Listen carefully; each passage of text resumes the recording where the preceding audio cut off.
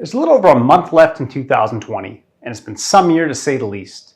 Topics such as COVID-19, social justice, and the US presidential election have listed a wide range of emotions. However, perhaps the strongest emotion for many people has been feelings of frustration and anger about how 2020 has unfolded.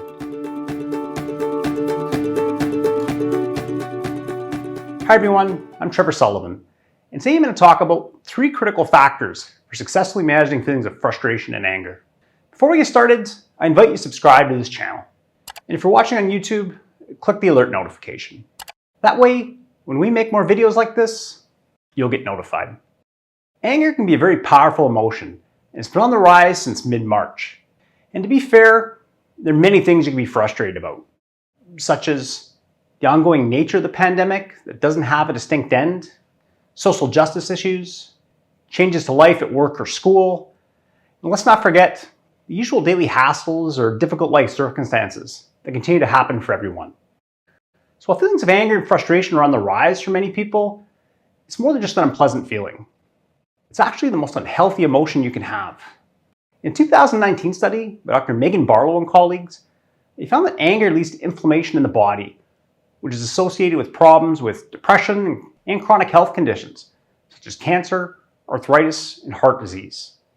And not only is anger bad for you, but it's also bad for the people around you. It can cause people to feel upset, intimidated, or even angry themselves. So if you find controlling anger to be a challenge, it's important to learn the fundamentals about how to manage it. And if you've been following this video series, you're probably expecting me to start by recommending deep breathing or mindfulness to help create a greater sense of calm.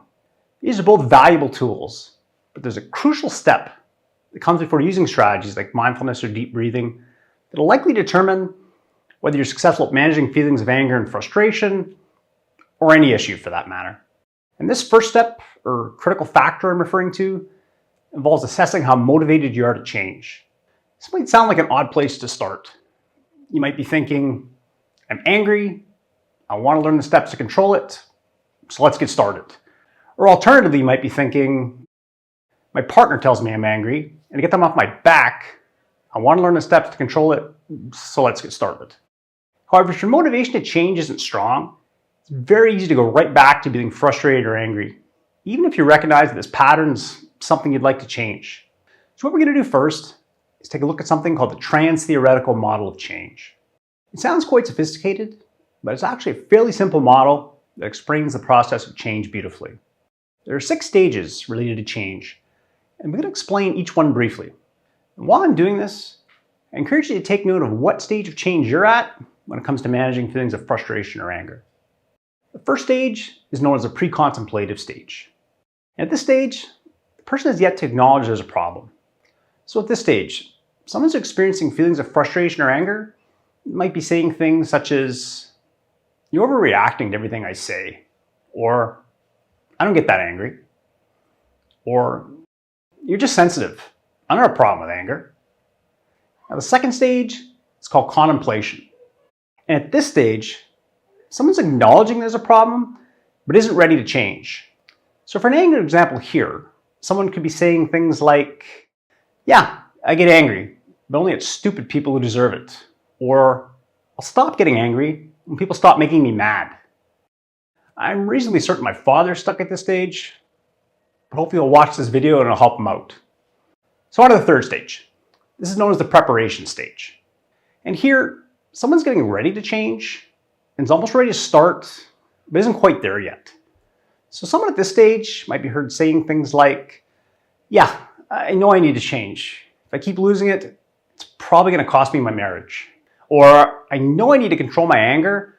I'm just really stressed out right now, and when life gets a little bit less busy, I'm going to see a therapist about it. Next, we have the action stage. This is the stage where good things finally happen, as the focus now turns to making changes in thinking and behavior to better deal with the issue. And this stage works particularly well if you have a strong personal reason for wanting to change. If someone's in the action stage, they can be heard to say something like, I'm sick and tired of being so angry. If I don't get control of this, it's going to cost me everything I care about. So it's time to do something about it. Or, I know there's a problem. I'm going to therapy weekly for it, And I've asked my partner to point out if I'm getting too frustrated if I don't notice it. The fifth step is known as the maintenance stage. With this stage, there's an acceptance that most issues require a bit of maintenance for upkeep. Good habits have typically been created to help maintain improvements that have been made. So at this stage, someone might say, yeah, I was pretty angry there for a while, but I'm a lot better at catching it quickly and just letting it go. So I'm quite a bit calmer now. Or, I find mindfulness really helps with anger. I was doing it every day for a while, but I find that 3 days a week helps me keep my anger in check pretty good. Stage 6 is the final stage, and it happens when there's a relapse. In this case, there's a return to old behaviors and thought patterns, and the issue becomes a problem once again. So when it comes to feelings of frustration or anger, someone might say things like, I was doing well, but then I got stressed out and busy, and before I knew it, I was angry all the time again. Or, honestly, I just stopped doing the things that were working because I didn't think I needed to keep doing them. And then I just slowly went back to the way I was. So those are the 6 stages. And as I mentioned at the start, I encourage you to take a moment to figure out where you're at. If you aren't in the action stage, pay close attention to my next step, because the information in this step can help you to get there. So my second critical factor for managing things of frustration and anger, it's important to figure out why you want to change. I briefly touched on this point when talking about the action stage of change earlier, but I'm going to expand on this point here. If you have a strong desire to change, it's because you probably figured out what it's going to cost you if you don't change, or how it can benefit you if you do change. And this is critical, because changing thoughts and behaviors can be hard work, especially if those patterns have been in place for a long time. And if something's hard to change, it's very easy to give up and go back to old ways of dealing with things. Not to mention, anger also happens to be a very strong emotion that can feel good in the short term. It can help you to feel powerful, justified, and create a feeling of release by blowing off steam. Especially if you feel like someone or something deserves your anger. So it's going to be crucial to have a strong reason to change this behavior, or at least want to manage it effectively. Of course, reasons for change are going to be different for everyone, but it could include things like fear of anger costing you your marriage, harming your relationship with your children, losing your job, concern about how anger is impacting your health, feeling embarrassed or guilty after getting angry, or feeling like life's short. You'd much rather be happy than angry all the time. Reasons for change are countless, and the only ones that truly matter are the ones that are important to you.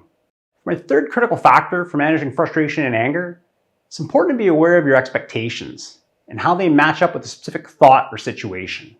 For most people, the most frustrating thing you'll encounter is having reasonable expectations of someone or something and having that person or situation fall short. That gap is what makes people feel perpetually frustrated.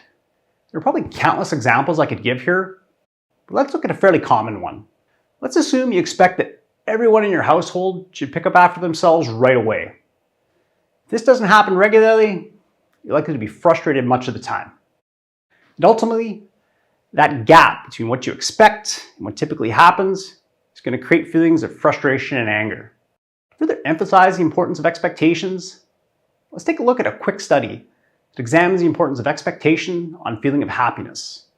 Unfortunately, the study doesn't look at the impact of expectations on feelings of frustration and anger. However, given that anger and emotions are both emotional states, the findings are likely transferable. In a 2014 study, Dr. Rob Rutledge and colleagues, they attempted to create a mathematical equation to predict moment-by-moment happiness. So, a pretty bold undertaking. And to do so, they tested their equation on 18,420 people from around the world. And they found that the two most powerful predictors for happiness were what you were doing beforehand and expectations. So whatever you're doing or evaluating in your daily life, you want to make sure that your expectations are realistic, given the current situation, as unmet expectations typically lead to feelings of anger and frustration. So to provide a quick recap, first, in order to better manage feelings of anger, or any emotion for that matter, it's important to be in an active stage of change. During this stage, people are aware there's a problem and are highly motivated to change thoughts and behaviors to achieve a specific result. Second, when you make a change, it's important to know your why. And that why needs to be compelling. Because when you attempt to make a change, obstacles are bound to show up. So it's crucial to have a strong reason for wanting to make a change. So be motivated to stay the course and utilize proper thoughts and behaviors that can help you to manage feelings of frustration and anger better.